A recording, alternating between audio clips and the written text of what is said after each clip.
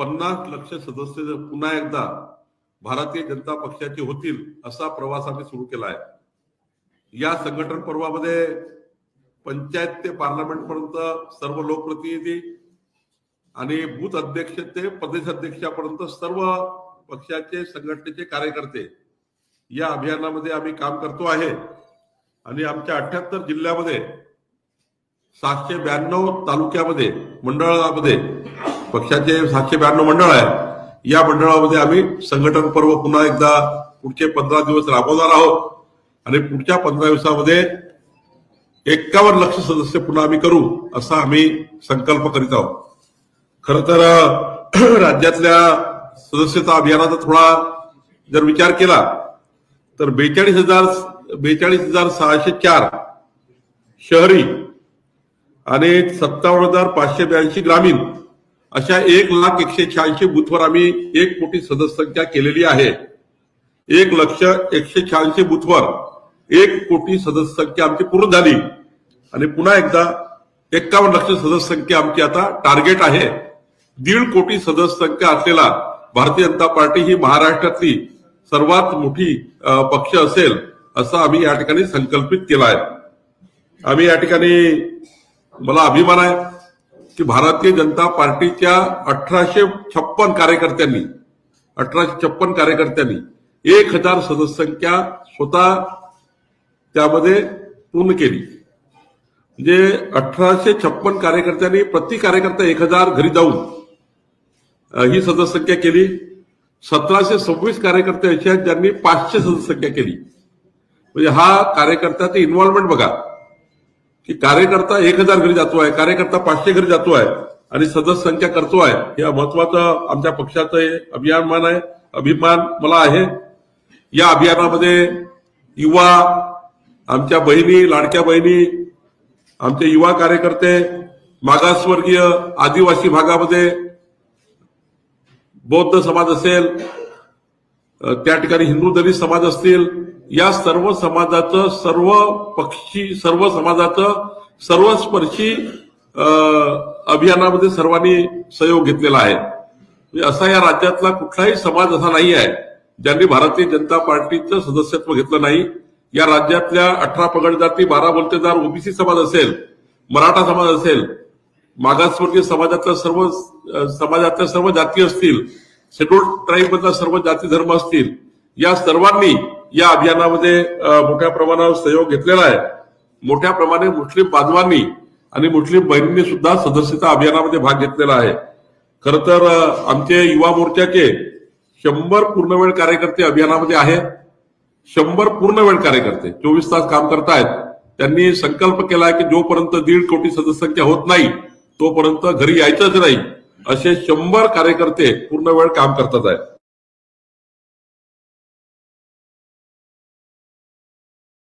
तुम्ही आता या ठिकाणी 8800002024 8800002024 डायल केल्यावर तुम्ही पूर्ण माहिती भरावं लागतं। तुमचा पूर्ण बायोडा भरल्यावर संगणकीकृत आय कार्ड जनरेट होतं। ते कार्ड तुमच्या मोबाईलला येतं आणि ते कार्ड तुमच्याकरता परमनंट कार्ड आहे। सोबतच आता आम्ही 5 लाख सक्रिय सदस्य ऍक्टिव्ह मेंबरशिप करतोय। एका बूथवर 5 ऍक्टिव्ह मेंबरशिप असेल। ऍक्टिव्ह मेंबरशिप शिवाय कुठल्याही मंडळ, महामंडळ, शासकीय समित्यावर जाता येणार नाही। जिल्हास्तरीय, तालुकास्तरीय शासकीय समित्यावर तुम्हाला त्या ठिकाणी येता येणार नाही आणि म्हणून आमचे बूथ अध्यक्ष ते प्रदेशाध्यक्षापर्यंत सर्वांना ऍक्टिव्ह मेंबरशिप घ्यावी लागणार आहे सर्वांना। आणि त्यामुळे 5 लाख ऍक्टिव्ह मेंबरशिप असलेली पार्टी ही आम्ही पुढच्या काळामध्ये गठीत करतो आहे। 1.5 कोटी सदस्य संख्या असलेली पार्टी, 5 लाख ऍक्टिव्ह मेंबरशिप असलेली पार्टी, 1,186 बूथवर बूथ अध्यक्ष असलेली पार्टी, आम्ही 100 बूथचं एक मंडळ करतोय। त्या ठिकाणी जवळपास मोठ्या प्रमाणावर 1000 मंडळ तयार होणार आहेत। 1000 मंडळ तयार होतील। सोबतच आम्ही काही जिल्ह्यामध्ये संघटनात्मक जिल्ह्यामध्ये आम्ही फेररचना करतो आहे आणि लवकरच आमच्या बूथ अध्यक्षाच्या निवडी झाल्यानंतर लगेचच मंडळ अध्यक्ष, तालुका अध्यक्षाच्या निवडी होतील, लगेचच जिल्हाध्यक्षाच्या निवडी होतील आणि मला वाटतं मार्च पर्यंत आमचं महाराष्ट्राचं संपूर्ण संघटन पर्व पूर्ण होईल असा मला विश्वास आहे. निश्चितपणे मीडियाच्या बंधूंनी आणि सर्व मीडिया होमनी आमच्या सदस्यता अभियानामध्ये खूप चांगल्या पद्धतीने आम्हा लोकांना हे अभियान खालीपर्यंत पोहोचवण्याकरता मदत केली. मी मीडियाच्या बंधूंचे आभार मानतो आणि पुन्हा एकदा मोदीजींच्या नेतृत्वातला देश, देवेंद्रजींच्या नेतृत्वातला महाराष्ट्र यांच्या नेतृत्वामुळे आज भारतीय जनता पार्टी ही महाराष्ट्रात मजबूत होते आहे. प्रत्येकाला असं वाटतं मी भारतीय जनता पार्टीची मेंबरशिप घ्यावी.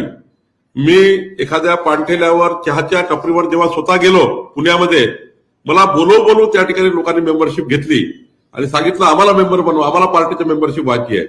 म्हणजे या राज्यातला प्रत्येक व्यक्तीला भारतीय जनता पार्टीचं मेंबर व्हायचं आहे एवढा विश्वास माननीय प्रधानमंत्री मोदीजी आणि माननीय राज्याचे नेते देवेंद्र फडणवीसांवर या राज्यातल्या जनतेचा आहे. डबल इंजिन सरकारच महाराष्ट्राला पुढे नेऊ शकतं, विकसित महाराष्ट्राचा संकल्प पूर्ण होऊ शकतो असं जनतेला वाटतं आणि भारतीय जनता पार्टीच महाराष्ट्राला विकसित करू शकतं हे महाराष्ट्राच्या जनतेला आणि कार्यकर्त्याला वाटतं आहे.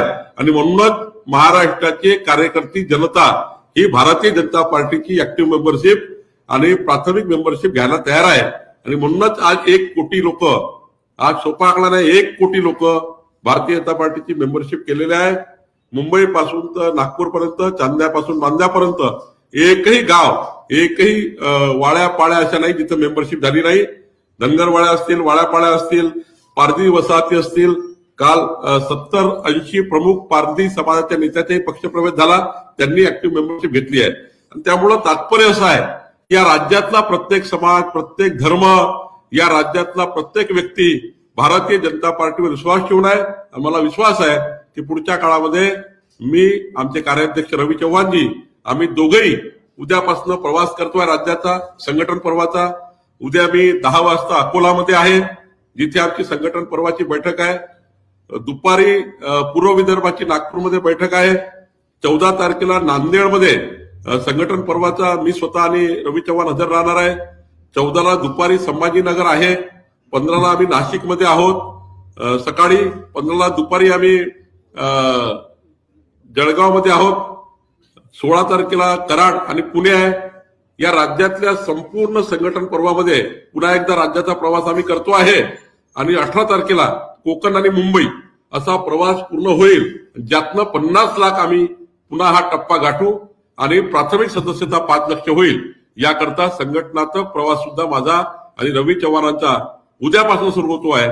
16 तारखेला जेव्हा प्रवास संपेल, या राज्यामध्ये पुन्हा एकदा जे मतदार आम्हाला मिळालं आहे त्या मतदारांना संघटनेशी बांधून घेण्याचे कार्य आम्ही पूर्ण करतोय. 15 दिवसाची वेळ आहे. 15 दिवसामध्ये आम्ही संघटन पर्वाचे 50 लक्ष सदस्य बनवण्याचा प्रयत्न करतो आहे. त्याकरता मी आणि रवी चव्हाण पुढचे 7 दिवस राज्याचा प्रवास करतोय. 1-2 दिवस वाढेल, पण आम्ही ठरवलं आहे 1,51,00,000 केल्याशिवाय ही संघटन अभियान, संघटन पर्व थांबवायचं नाही. 1,51,00,000 ज्या दिवशी होतील तेव्हा संघटन पर्वाचं काम पूर्ण करायचं.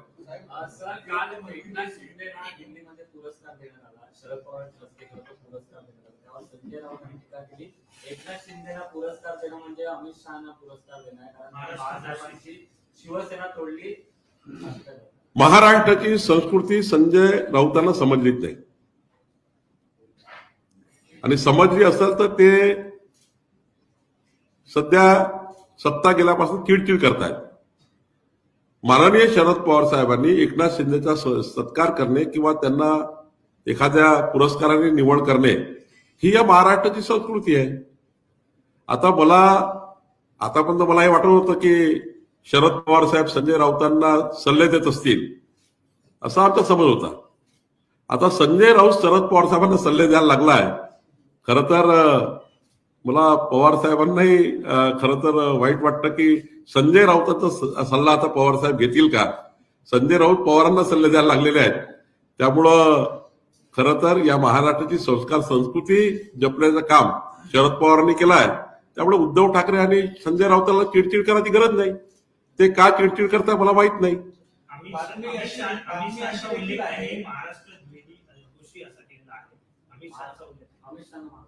असं आहे, मी आधीच सांगितलं यांची उंचीच नाही आहे. यांचं उत्तर देणे खरं तर माझ्यासारख्या कार्यकर्त्या सोबत नाही. यांची उंची नाही आहे. काय उंची आहे संजय राऊताची? एक तरी निवडणूक जनतेकडून लढले का? संजय राऊतांनी महाराष्ट्रातल्या कुठल्या विधानसभेत निवडणूक लढून दाखवा. कुठल्याही विधानसभेत कुठली तरी निवडणूक लढून दाखवावी. मागच्या वेळी आमदारांच्या भरोश्यावर राज्यसभेत ते गेले. अमित भाई आपल्या जीवनामध्ये त्यांनी संपूर्ण जीवन निवडणुकीमध्ये घालवलं. स्वतःच्या जीवनामध्ये त्यांनी 11 निवडणुका लढल्या अमित भाईने. प्रत्येक निवडणुकीत ते विजयी झाले. अमित भाईची उंची संजय राऊतांनी पहिले शोधून घ्यावी. संजय राऊत कुठं, अमित भाई कुठं, नंतरच एखाद्या व्यक्तीवर बोलावं. रोज सकाळी टीव्हीचा स्पेस मिळतो म्हणून, मीडियाचा स्पेस मिळतो म्हणून त्या ठिकाणी उलटसुलट बोलून स्वतःचं हसू करून घेण्याचं काम संजय राऊत करताय. मला वाटतं तुम्हालाही माझी विनंती आहे, सल्ला तर देऊ शकत नाही तुम्हाला मी. तुम्हाला विनंती आहे, कशाला जाता सकाळ सकाळी तिकडे? काय तुमचंही पडलाय? ज्या व्यक्तींनी अमित शहा आणि एकनाथ शिंदे बाळासाहेबांची शिवसेना तोडली, ते त्यांचा सत्कार करून पवारसाहेब नेमकं राजकारण काय करतात हे आम्हालाही कळतं. ते पवार साहेबांना आज भेटले नसतील एकट्यात. संजय राऊतांची पवार साहेबांची भेट एखाद्या वेळी झाली नसेल. भेट झाली असेल तर शरद पवार साहेब त्यांना समजवतील कशामुळे केला, काय केला. त्यांना महाराष्ट्राची संस्कृती समजवतील.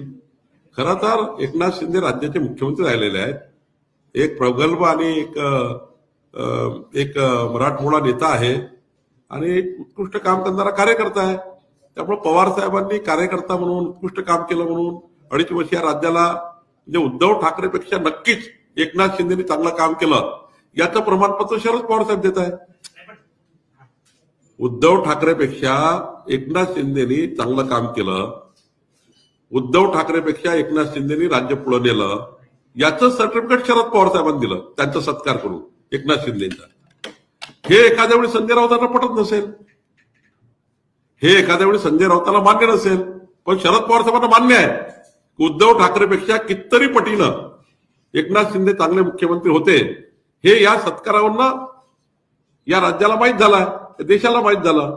त्यामुळे शरद पवार साहेबांचे अभिनंदन करतो की शरद पवार साहेबांनी योग्य पद्धतीने ही निवड केली आणि कंपॅरिझनही केलं.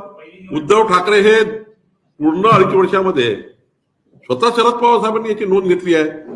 शरद पवार साहेबांनी काय नोंद घेतली? उद्धव ठाकरे हे केवळ विधान भवनात 2 दिवस आले 2.5 वर्षामध्ये. उद्धव ठाकरे हे 2 दिवसच मंत्रालयात आले.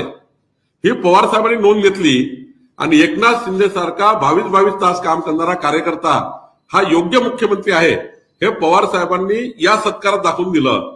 हा सिग्नल उद्धव ठाकरेंना आहे आणि म्हणून उद्धव ठाकरेंनी यातनं शिकलं पाहिजे की एकनाथ शिंदे आणि तुमची जेव्हा बरोबरी केली तर शरद पवार साहेब व्यक्तीला वाटतं की एकनाथ शिंदे उत्कृष्ट मुख्यमंत्री आहे, उद्धव ठाकरे उत्कृष्ट मुख्यमंत्री नव्हते. हे यांनी या सत्कारानिमित्त आणि या कार्यक्रमानिमित्त दाखवून दिलं. आता हा सिग्नल उद्धव ठाकरेंनी घेतला पाहिजे, यातून शिकलं पाहिजे. संजय राऊत शिकले म्हणून बोलले.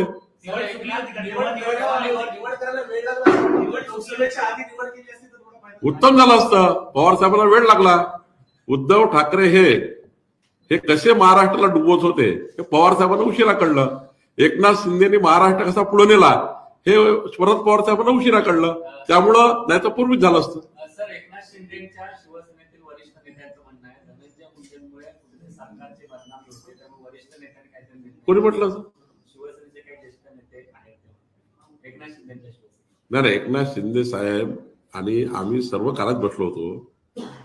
जोपर्यंत एखाद्या मंत्र्याबद्दल स्वयंस्पष्ट रिपोर्ट तयार होत नाही, त्यांनी केलेल्या कुठल्याही गुन्ह्यामध्ये किंवा कुठल्याही विषयामध्ये स्वतः मंत्र्याचं इन्व्हॉल्वमेंट दिसत नाही, तोपर्यंत असं करता येत नाही. राज्याचे मुख्यमंत्री अलर्ट आहे.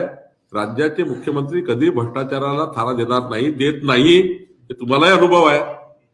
ज्या दिवशी मुख्यमंत्र्याला वाटाल चंद्रशेखर बावनकुळे चूक केली आहे ते काय म्हणतात बाजूला करतील. ज्या दिवशी आमच्या देवेंद्रजीला वाटलं की धनंजय मुंडे ही चूक आहे ते बाजूला करतील.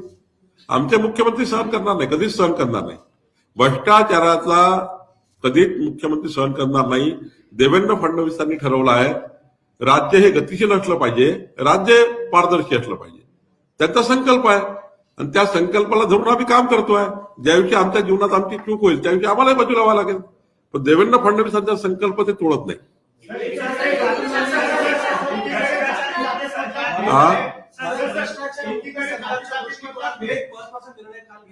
कोणी भ्रष्टाचार मुक्त जे आहे ते सरकार चालावं यासाठी मुख्यमंत्र्यांची पावलं आहेत. काल कॅबिनेटमध्ये सुद्धा मुख्यमंत्र्यांनी म्हटलं की जे ओएसडी किंवा पीएस मी आत्ताच सांगितलं की माननीय देवेंद्र फडणवीसांच्या बोलण्यात चालण्यात एकच असतं. त्यांनी हे जे ठरवलं आहे की महाराष्ट्रातलं सरकार हे पारदर्शी असावं, गतिशील असावं, त्या दृष्टीनं आमचे पीएस असो की आमचे ओएडी असो की आमचे कुणी अजून व्यक्ती असो किंवा आमचे खात्याचे प्रिन्सिपल सेक्रेटरी असो की एसीएस असो, ते योग्यच ठरवतील. कारण राज्याचे मुख्यमंत्री म्हणून त्यांनी 14 ते 19 काम केलं आहे. या राज्याच्या नसानस त्यांना माहिती आहे, राज्याची प्रशासकीय व्यवस्था त्यांना माहिती आहे, राज्याची भौगोलिक स्थिती त्यांना माहिती आहे. त्यामुळे देवेंद्र फडणवीसजींनी जो निर्णय मंत्र्याच्या पीए ओएडी पीएस बद्दल घेतला किंवा राज्याच्या आमच्या प्रिन्सिपल सेक्रेटरी एसीएस बद्दल घेतला किंवा सचिवाबद्दल घेतला, तो निर्णय सर्वांनीच मान्य केला पाहिजे. उद्दिष्ट आणि उद्देश योग्य आहे. देवेंद्र फडणवीस साहेबांचं उद्दिष्ट आणि उद्देश हा पारदर्शी आहे. म्हणून सर्व मंत्र्यांना माझी विनंती आहे आणि मी स्वतः स्वीकारला आहे की माननीय देवेंद्र फडणवीस जे करतात आहे ते राज्याच्या पारदर्शीपणाकरता आणि गतिशील प्रशासनाकरता करताय. त्यामुळे सर्व निर्णय माननीय मुख्यमंत्र्यांवर सोपवावे आणि राज्य पुढे न्यावं असं मला वाटतं. एकीकडे प्रयत्न केला जातो, दुसरीकडे संजय शिरसाट म्हणतात की जे जाती जातीतले विद्यार्थी आहेत त्यांसाठी आश्रमशाळा एकत्र राहिली पाहिजे. कसं बघता या सगळ्या निर्णयाकडे? नाही, मला माहिती नाही संजय शिरसाट काय बोलले, त्याबद्दल मी अभ्यास करून तुम्हाला उत्तर देईन. एक राज्य एक नोंदणी ही योजना महाराष्ट्रात काही दिवसात लागू होणार आहे. याचा फायदा सामान्य लोकांना काय होणार आहे, याची प्रक्रिया कशी असणार आहे आणि मालमत्ता नोंदणी करता लोकांना त्याचा काय फायदा होणार? स्वामित्व योजना आली आहे. माननीय प्रधानमंत्री मोदीजींनी ठरवलं आहे या देशातल्या प्रत्येक व्यक्तीकडे प्रॉपर्टी कार्ड असलं पाहिजे. तुमच्या घराचं प्रॉपर्टी कार्ड जर तुमच्याकडे असेल तर तुम्हाला बँकापासून तर शिक्षणापर्यंत राज्याच्या संपूर्ण सवलती घेण्याकरता सोप्या असतात. इन्कम टॅक्सच्या ऑफिसमधली नोंद असो की राज्याच्या तुमच्या जीएसटीची नोंद असो, तुमच्या घराचं सर्टिफिकेशन जर तुमच्याकडे असेल. आज राज्यामध्ये आदिवासी वाड्या पाड्या तांड्या धनगरवाड्या 18 पगड जातीकडे प्रॉपर्टी कार्ड नाहीये, स्वामित्व नाहीये. आणि हे स्वामित्व देणे म्हणजे परिवार मजबूत करणं आहे, राष्ट्र मजबूत करणं आहे, राज्य मजबूत करणं आहे. स्वामित्व योजना इतकी महत्वपूर्ण आहे की प्रत्येकाला आपल्या प्रॉपर्टीचा आयडी मिळणार आहे, आयडी कार्ड मिळणार आहे, प्रॉपर्टी कार्ड मिळणार आहे. तसंच या ठिकाणी शेतकऱ्यांना सुद्धा आपण एक आयडी देतो आहे. त्या आयडीच्या माध्यमातून शेतकरी केंद्रातल्या राज्याच्या सर्व योजना आपल्या आयडीवर घेऊ शकतील. असं शेतकऱ्याच्या शेतीकरता शेतकरी म्हणून आम्ही आयडी देतोय. त्याकरता आम्ही काम करतोय. घराकरता स्वामित्व आणलाय आणि शेतकऱ्याकरता आयडी देऊन त्यांच्या सुद्धा सरकारी योजनेला आम्ही जोडतोय.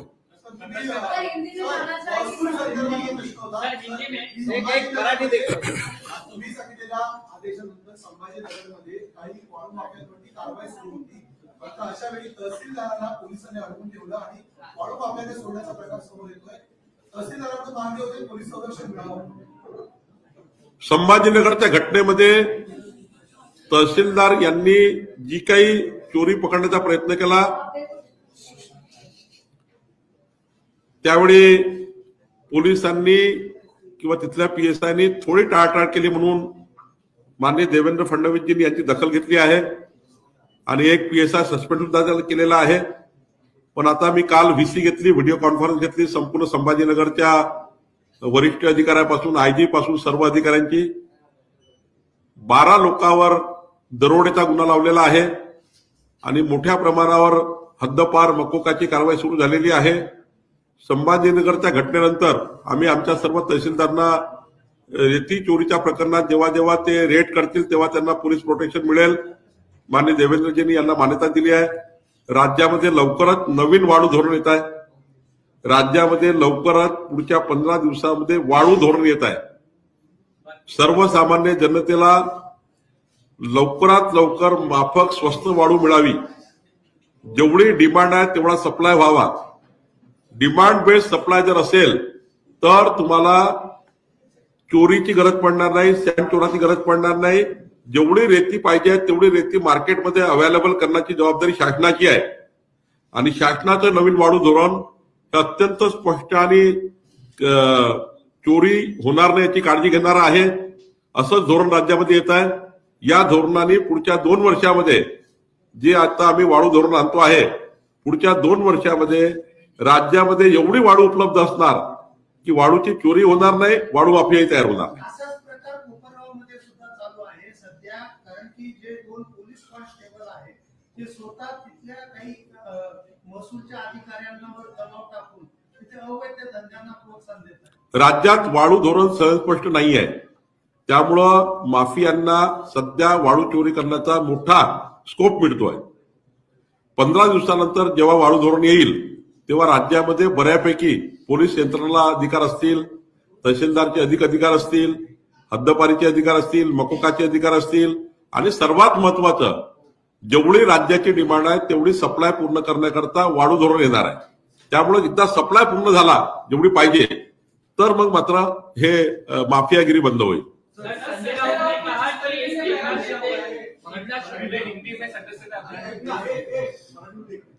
महाराष्ट्र में राहुल गांधींनी आणि सुप्रिया सुळेंनी मागच्या आठवड्यामध्ये दिल्लीमध्ये एक प्रेस घेतली त्याच्यामध्ये वोटिंग वाढल्यावरनं भाजपाला टार्गेट केलं आणि सरकार आणण्याच्या उपस्थित होता. काही डाटा असं उपलब्ध होतं की 2009 पासून म्हणजे 2009 लोकसभा, नंतर झालेली विधानसभा, 2014-19 याच्यामध्ये जवळपास जितकं वोटिंग वाढलेलं आहे तेवढं सरासरी पडताना योग्य दिसून येत नाही. निवडणूक आयोगाचं जवळपास त्यावरनं राहुल गांधींचे आरोप हे खोटे आहेत ते दिसून येतं. मग राहुल गांधी किंवा महाविकास आघाडीच्या नेत्यांचा हा प्रयोग कसा होता? राहुल गांधी सध्या पिसाळलेले आहेत. सर्व सत्ता राहुल गांधीच्या हातून चालली आहे. राहुल गांधीला पुढच्या काळामध्ये काँग्रेस पार्टी या देशात राहील की नाही राहील अशी चिंता वाढत चालली आहे. खरं तर महाराष्ट्राच्या निकालाबद्दल आपण सर्वश्रुत आहात. लोकसभेत आमचा पराभव केवळ 2 लाख मतांनी झाला होता. 2,48,00,000 मतं आम्हाला भेटले होते. 2,50,00,000 मतं महाविकास आघाडीला मिळाले होते. 2,50,00,000 मतं घेऊन महाविकास आघाडीने 31 सीट जिंकल्या होत्या. 2,48,00,000 मतं घेऊन भाजपा आणि महायुतीने लोकसभेच्या फक्त 17 सीट जिंकल्या होत्या. तेव्हा राहुल गांधीचं तोंड शिवलं होतं. दरम्यानच्या लोकसभेपासून विधानसभेच्या काळापर्यंत सदस्यता अभियान सुरू झालं होतं, म्हणजे मतदार नोंदणी अभियान. आणि मतदार नोंदणी अभियानामध्ये आम्ही तक्रारी केल्या होत्या निवडणूक आयोगाकडे, केंद्रीय निवडणूक आयोगाला, की मोठ्या प्रमाणावर मतदार याद्यामध्ये घोळ झालाय. त्यावर निवडणूक आयोगाने सर्वपक्षीय बैठक घेऊन राहुल गांधीलाही पत्र केलं होतं. त्यांनी आपल्या ऑफिसचं पत्र तपासा. राहुल गांधीलाही पत्र केलं होतं की महाराष्ट्रामध्ये जे मतदार नोंदणी अभियान आम्ही चालू करतो आहे, 3 महिने मतदार नोंदणी अभियान चाललं, म्हणजे नॉमिनेशनच्या 3 दिवस पूर्वीपर्यंत मतदार नोंदणी अभियान चाललं. त्यामध्ये काँग्रेस पासून सर्वच पक्षांनी या अभियानात सहभाग घेतला. माझ्या कामठी विधानसभेचं उदाहरण, 36,000 जे नवीन मतदार वाढलेले आहेत, सबर्बन एरिया आहे, पनवेल सारखा, पेन सारखा एरिया आहे कामठी विधानसभा, सबर्बन आहे, पेरियर्बन आहे. त्या विधानसभेत 36,000 मतांपैकी 15,000च्या वर मतं काँग्रेस पार्टीने नोंदवले आहेत. राहुल गांधीला माहिती नाही आहे.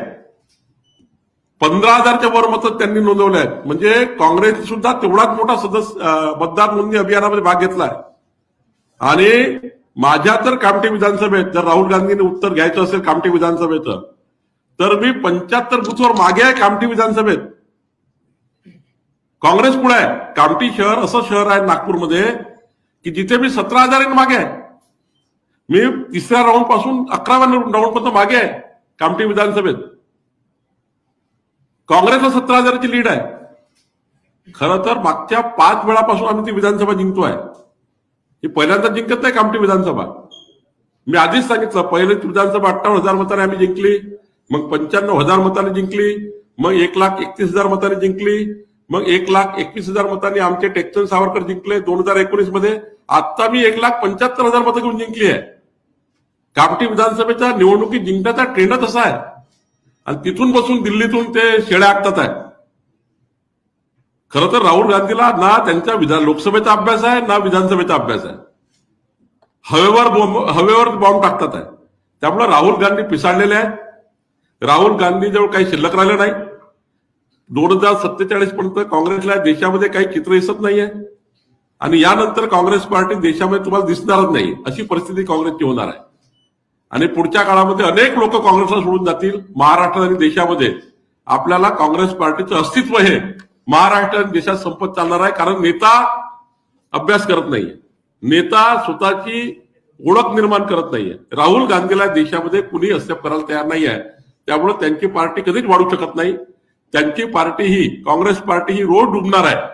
आणि त्यामुळे राहुल गांधींनी पहिले अभ्यास करावा देशाचा, मगच मोदीजी आणि आमच्या भारतीय जनता पार्टीला अंगावर घ्यावं असं मला वाटतं. सर, याला जोडून विचारतो, कारण लोकसभेमध्ये तुमचा पराभव झाल्यानंतर अमित शहानी जे विभागीय दौरे घेतलेले होते, मायक्रो नियोजन केल्याचं दिसून आलं होतं. काँग्रेसकडे ही उणीव दिसून येते का? अमित शहासारखं नेतृत्व नाहीये. आम्ही निवडणूक जेव्हा हरलो, पराभूत झालो, त्यातून काही शिकलो. मी आधीच सांगितलं, लोकसभेच्या निवडणुकीमध्ये 2 लाख मताच्या फरकाने आम्ही महाराष्ट्रात हरलो आणि हरण्यातनं आम्ही शिकलो आणि 29 मुद्द्यावर काम केलं.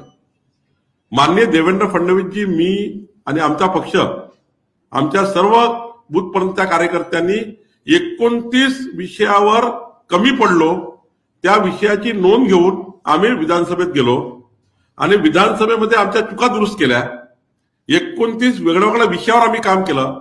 देवेंद्र फडणवीस साहेबांनी स्वतः 12-13 विषयावर काम केलं. मी 17-18 विषय आमच्या पार्टीने काम केलं. त्यामुळं आम्ही पराभवातून शिकलो, शिकल्यातून जिंकलो. काँग्रेस पार्टी विजयाच्या उन्मादामध्ये आली, मुख्यमंत्र्याच्या खुर्चीमध्ये अटकली. त्यांनी कधीही निवडणुकीचं मॅनेजमेंट केलं नाही. हवेवर तिकीट वाटल्या, हवेवर युती केली, 90-90-90 घेऊन युती केली, 90-90-90 घेऊन युती केली.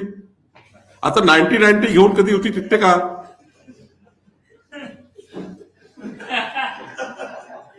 ,90-90-90 संजय राऊतजी, तुम्ही 90-90-90 घेऊन युती केली आहे ते मला माहित नाही. आम्ही अशी युती नाही केली, आम्ही होशामध्ये युती केली. नाना पटोले साहेबांनी 90 घेतल्या, तिकडे जयंत पाटील साहेबांनी 90 घेतली, तिकडे संजय राऊतच्या टीमनी 90 घेतली. आता 90-90-90 मध्ये युती त्यांची बरोबर झाली नाही. आमची युती एकनाथ शिंदेची, आमची सर्वांची युती होशात केली आम्ही आणि त्यामुळे आमची युती टिकली. आमच्या युतीला प्रचंड मत मिळालं. आम्ही 2,48,00,000 3 कोटी 17 लाखावर गेलो आणि यांची 90-90-90 2,50,00,000 2 कोटी 17 लाखावर आली. 33 लाख मतांनी कमी झाली. त्याला आमचा का दोष आहे? आम्ही इमानदारीने काम केलं, 29 मुद्द्यावर काम केलं, जनतेमध्ये आम्ही गेलो, मॅनेजमेंट केलं, निवडणुकीचं योग्य पद्धतीने काम केलं. आमच्या केंद्रीय नेतृत्वाने दौरे केले. देशातले जवळपास 250 प्रवासी नेते राज्यामध्ये होते. प्रत्येक विधानसभेमध्ये 50-50 कार्यकर्ते प्रवासी आले होते देशातले. योग्य मॅनेजमेंट केलं, बूथ मॅनेजमेंट केलं, व्यवस्थित काम केलं. त्यामुळे आता ते पिसाळलेले आहे. तुम्ही काही त्याच्यासोबत जास्त लागू नका, पिसाळलेल्या लोकांच्या मागे जास्त लागू नका. त्यामुळं आम्ही योग्य जिंकलेलो आहे. महाराष्ट्र में भारतीय जनता पार्टी ने 1 कोटी सदस्य संख्या पूरी की है. 1.5 कोटी सदस्य संख्या का लक्ष्य हमने रखा है. माननीय प्रधानमंत्री मोदी जी ने जिस दिन सदस्यता ली, माननीय देवेंद्र फडणवीस जी ने जिस दिन सदस्यता ग्रहण की, उस दिन से महाराष्ट्र में की जनता को लगा हमने भी भारतीय जनता पार्टी का सदस्यता अभियान करना चाहिए. मोदी जी ने विकसित भारत का संकल्प किया है, देवेंद्र जी ने विकसित महाराष्ट्र का संकल्प किया है और यह संकल्प को साथ देने के लिए महाराष्ट्र की जनता ने 1 कोटी सदस्य संख्या में भाजपा को होने के लिए उन लोगों ने सदस्यता ग्रहण की है. 1 कोटी सदस्य संख्या भारतीय जनता पार्टी की आज हुई है, जो देश महाराष्ट्र के इतिहास में सबसे बड़ी पार्टी आज भारतीय जनता पार्टी है. हमें जो वोट मिले, हम सभी वोटों के पास जा रहे हैं, उनको सदस्यता से विनती कर रहे हैं. हर समाज में हम जा रहे हैं, मराठा समाज हो, 18 पगड़ जातियां, ओबीसी समाज हो, शेड्यूल कास्ट हो, शेड्यूल ट्राइब हो, बस्ती बस्ती में हम जा रहे हैं. 1,01,82 बूथ पर हम जा रहे हैं और ये सारे बूथ पर जाकर हमारे पार्टी के कार्यकर्ता या मजबूती से काम कर रहे हैं. हमने अगर देखा है तो हमने हमारे 100 युवा कार्यकर्ता फुल टाइम प्रवास पे निकले हैं. उनने संकल्प किया है कि जब तक 1.5 करोड़ सदस्य संख्या हम नहीं करते तब तक हम घर वापस नहीं आएंगे। हमारे 100 युवा मोर्चा के कार्यकर्ता फुल टाइम प्रवास पे निकले हैं। 1856 कार्यकर्ता हमारे ऐसे हैं जिन्होंने 1000 घरों में जाकर अभियान पूरा किया। 1726 कार्यकर्ता ऐसे हैं जिन्होंने 500 घर में जाकर सदस्यता अभियान पूरा किया। हम लोग 42,604 शहरी बूथ पर गए, हम 57,582 ग्रामीण बूथों पर गए और हमने ये सदस्य संख्या पूरी की है। हमारे संगठन के 78 डिस्ट्रिक्ट है, संगठन के 78 डिस्ट्रिक्ट है और हमारे 792 मंडल है संगठन के। हर मंडल में जाकर हमारे कार्यकर्ता काम कर रहे हैं और माननीय देवेंद्र फडणवीस जी ने जो विकसित महाराष्ट्र का संकल्प किया है, वो संकल्प से जुड़ने के लिए जनता भारतीय जनता पार्टी की मेंबरशिप लेने के लिए सिर्फ घर में गए तो मेंबरशिप ले लेते हैं। मैं भी जब पुणे में घर चलो अभियान कर रहा था, वो समय एक रिक्शे वाला, एक ऑटो वाला, एक चाय वाला, एक पान टपरी वाला मुझे बुला के कह रहा था, भाई साहब मेरे पास आओ, मेरी सदस्यता करो। इसका मतलब राज्य का हर व्यक्ति चाहता है विकसित भारत के संकल्प के साथ जाए, विकसित महाराष्ट्र के संकल्प के साथ जाए और सदस्यता ग्रहण करे। ऐसा हर व्यक्ति को लगता है। आने वाले दिनों में हम 50 लाख मेंबरशिप पूरी करेंगे। हम लोग हर बूथ पर 5 एक्टिव मेंबरशिप भी करेंगे। इस महाराष्ट्र में 1.5 करोड़ सदस्य संख्या के साथ साथ प्राइमरी मेंबरशिप के साथ साथ 5 लाख एक्टिव मेंबरशिप भी हम करेंगे। आने वाले दिनों में हम बूथ इंचार्ज का भी चुनाव करेंगे। हम आने वाले दिनों में हमारे मंडल अध्यक्ष, तहसील अध्यक्ष का भी गठन करेंगे। हम नियुक्तियां करेंगे, हम जिला अध्यक्ष की भी नियुक्तियां करेंगे, प्रदेश अध्यक्ष की भी नियुक्ति होगी आने वाले दिनों में। हमारा संगठन पर्व जब तक प्रदेश अध्यक्ष का चुनाव नहीं होगा तब तक चालू रहेगा। 1,50,00,000 मेंबरशिप हम करेंगे। मैं फिर एक बार भारतीय जनता पार्टी की तरफ से हमारे सारे महाराष्ट्र के सभी कार्यकर्ताओं का बहुत बहुत अभिनंदन करता हूं। 1 कोटि सदस्य संख्या उन्होंने पूरी की है और आने वाले 15 दिनों में पूरी 1.5 करोड़ पूरा करेंगे। इसके लिए हमने संगठन पर्व का प्रवास भी लगाया है। कल मैं और रवि चौहान जी अकोला और नागपुर में है। 14 तारीख को हम नांदेड़ और संभाजीनगर में है। 15 तारीख को जलगांव और नासिक में है। 16 तारीख को हम लोग पुणे और कराड़ में है और 17 तारीख को हम लोग कोकण और मुंबई में है। हम ये पूरे ऑटो विभाग का प्रवास करेंगे और ये संगठन पर्व का काम पूरा कंप्लीट करेंगे। इस वजह से हमारा ये प्रयास चालू है। निश्चित रूप से आपने भी बहुत हेल्प की है। मैं मीडिया के सारे बंधुओं का आभार व्यक्त करता हूं। आप लोगों ने भी संगठन पर्व के लिए हमें जिस प्रकार से हमने कहा 8800002024 ये नंबर भी आपने घर घर पहुंचाने का प्रयास किया है। आपका भी बहुत बहुत धन्यवाद। संजय राउत जी नाराज हाँ? है, संजय राउत जी नाराज है। शरद पवार जी ने जो पुरस्कार दिया है, दलालों का पुरस्कार, ऐसा होता है कि उन्होंने कहा है कि उनका एकनाथ शिंदे का सम्मान यानी कि अमित शाह का सम्मान है, शरद पवार को नहीं करना। संजय राउत को महाराष्ट्र की संस्कार संस्कृति समझ ही नहीं रही है। कल तक मुझे ऐसा लगता क्या था कि शरद पवार जी का विमर्श लेकर, शरद पवार जी का गाइडेंस लेकर वो प्रेस से बात करते होंगे। अभी मुझे लग रहा है कि शरद पवार जी को अभी वो गाइडेंस दे रहे हैं। शरद पवार जी ने शायद उनका गाइडेंस अभी सुना नहीं होगा और इसलिए एकनाथ शिंदे जी का जो सत्कार हुआ है, वो सम्मान उनको मिला है। ये महाराष्ट्र की संस्कृति परंपरा का सम्मान है। शरद पवार जी का मैं अभिनंदन करता हूं। उन्होंने एकनाथ शिंदे जी का चयन किया है। एकनाथ शिंदे जी का चयन पुरस्कार के लिए शरद पवार जी ने किया, ये ठीक बात की है। मैं उनका अभिनंदन करता हूं, शरद पवार जी का आभार भी व्यक्त करता हूं। लेकिन मुझे इस बात का थोड़ा अच्छा लग रहा है कि शरद पवार जी ने ये बात तो मान्य कर ली है कि उद्धव ठाकरे से ज्यादा अच्छे मुख्यमंत्री एकनाथ शिंदे है। उद्धव ठाकरे से ज्यादा अच्छे मुख्यमंत्री एकनाथ शिंदे, क्योंकि शरद पवार जी ने जब सरकार बनाई तब उनको अपेक्षा थी उद्धव ठाकरे जी अच्छा काम करेंगे। लेकिन जब शरद पवार जी ने देखा कि पूरे 2.5 साल में केवल 2 दिन उद्धव ठाकरे जी विधानमंडल में गए, 2.5 साल के उद्धव ठाकरे जी के मुख्यमंत्री के कार्यकाल में उनके पास पेन भी नहीं था, उनके जेब में मैंने पेन देखा ही नहीं। 14 करोड़ जनता का मुख्यमंत्री विदाउट पेन था। मैंने ये भी देखा कि 2.5 साल के कार्यकाल में 2 बार केवल मुख्यमंत्री मंत्रालय में आए। तो ऐसे मुख्यमंत्री सत्कार के योग्य है कि एकनाथ शिंदे जैसा 18 घंटे पूरा जनता में रहने वाला मुख्यमंत्री सत्कार के योग्य है। शरद पवार जी ने सही चयन किया है। शरद पवार जी ने एकनाथ शिंदे जैसा एक मर्द मराठा कार्यकर्ता जो रात दिन जनता के लिए काम करता है, 2.5 साल उन्होंने पूरा टाइम काम किया जनता के लिए, और रात दिन एक कार्यकर्ता करके और छत्रपति शिवाजी महाराज के इतिहास को लेकर, प्रेरणा को लेकर काम करने वाला कार्यकर्ता, हिंदू हृदय सम्राट बाला साहेब ठाकरे जी के विचारों को आगे लेके जाने वाला कार्यकर्ता एकनाथ शिंदे है। ऐसे कार्यकर्ता का चयन पुरस्कार के लिए करना सही काम शरद पवार जी ने किया है। और शरद पवार जी ने ये बात लेट सही, लेकिन एकनाथ शिंदे अच्छे मुख्यमंत्री करके कहा है। उद्धव ठाकरे जी ने इससे सीखना चाहिए। एकनाथ शिंदे जी ने अभिषेक वर्मा नामक व्यक्ति का नेशनल कन्वीनर करके अपॉइंटमेंट किया है, जिस पर बीजेपी ने पहले आरोप लगाया, उन्होंने अडानी जी पर डिफेमेशन भी किया था, लेकिन अभी ऊपर ही हो गए केसेस से। तो आपको लगता है ये ठीक है? नहीं, मुझे लगता है उनके पार्टी के किसको प्रवक्ता बनाना है, किसको कोऑर्डिनेटर बनाना है, किसको करस्पॉन्डेंस बनाना है, सब उनका अधिकार है। उसके अधिकार में मैं नहीं बोलूंगा। Sir, India got talent show को लेकर एफआईआर दर्ज हो गई है, लेकिन अभी भी जो आरोपी है वो पुलिस की गिरफ्त से बाहर है। कहां पर? इंडिया गॉट टैलेंट में जो अभद्र टिप्पणी की गई थी उसमें जो है एफआईआर दर्ज कर दी गई है, लेकिन रणवीर अहलावालिया अभी भी पुलिस की गिरफ्त से बाहर है। देख, पुलिस तो पूरी प्रयास कर ही होगी ना। जब इतना बड़ा इशू है तो पुलिस ने एफआईआर अगर किया है तो गिरफ्तारी भी होगी।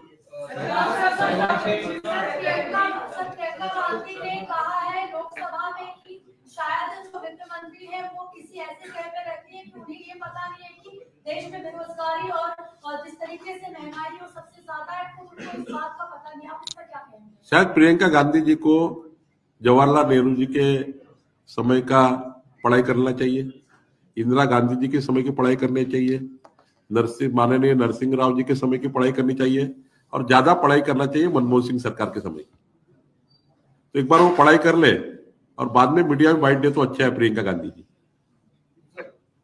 पूरी भुखमरी, पूरा इस देश को सत्यानाश करने का काम कांग्रेस पार्टी ने किया है।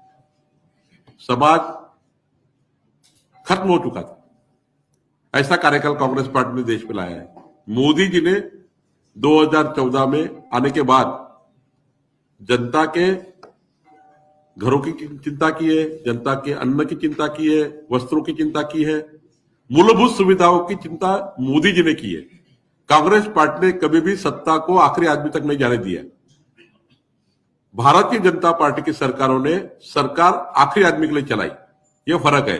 जरा प्रियंका गांधी देख ले कि 65 साल क्या थे और मोदी जी के 10 साल क्या है। सर, दिल्ली में